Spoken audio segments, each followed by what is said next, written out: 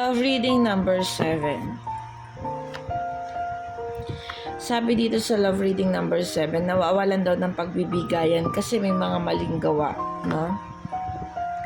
But sabi dito, yung babae or kung sino man yung feminine version dito, sabi dito naninindigan pa rin siya na maging maayos yung lahat, no? Nakikita ko dito na bumabaliktad na yung mundo niya. Ibig sabihin, nararamdaman na ng babae yung lungkot kasi nga napapansin niya yung lalaki na may maling gawa or parang hindi na siya katulad ng dati, no? Sinasabi dito sa cards na yung lalaki nakahang, ibig sabihin, hindi gumagawa ng tama or parang nai-stagnant sa isang sitwasyon. So, itong babae, iniisip niya na kung ikaw ang babae, iniisip mo na merong kaguluhan or may something, anong meron dun sa asawa mo. Nako-confuse ka na, sinasabi dito sa cards na nawawala na ng gana yung lalaki. Sinasabi mo dito, nakikita mo na parang hindi na okay. There was something wrong regarding doon o masyado ka na nakakapag-isip, no? Nakikita ko dito, nakikita ko dito na may paparating or merong ibang iniisip yung lalaki, no? Sabi dito, masasaktan ka daw.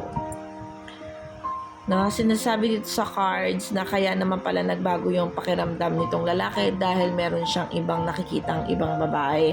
At ito ay nagdudulot sa iyo ng pain.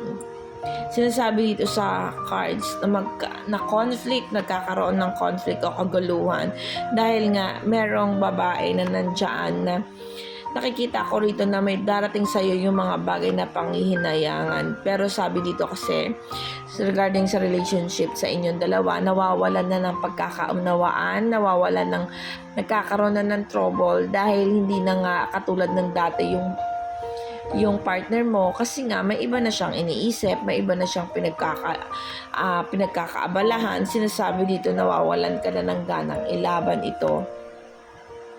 Sinasabi dito kaya lang yung partner mo nananatili pa rin sa'yo at ikaw naghahangad ka pa rin na maging maayos yung relationship nyo. Although yung lalaki, desidido siya sa mga bagay-bagay na gustuhan niya, but for you, ang nararamdaman mo ay nasira na o nawasak na kung ano yung meron sa inyo. Hindi mo pa man napapatunayan or nakikita talaga o nahuhusgahan or nabavalidate yung pakiramdam mo na meron na siyang iba, but still sabi mo dito nagbago na siya ng malaki dahil nga nararamdaman mo na hindi na siya katulad ng dati, no?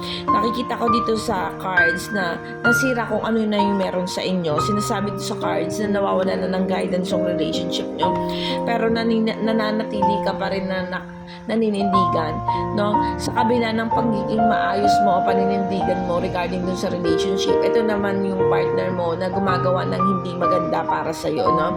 Sinasabi dito sa cards na nawawalan siya ng gana or meron na siyang pinaglalaanan ng pagmamahal niya or pansin niya, no? Nakikita ko rin dito sa cards na may guidance ka pa rin naman ng universe, but sa kanya kasi is kabaliktaran na, no? Nakikita ko dito sa cards na strength, kalakasan. Sinasabi dito na gusto mo maging matatag para doon at gusto mo maging masaya.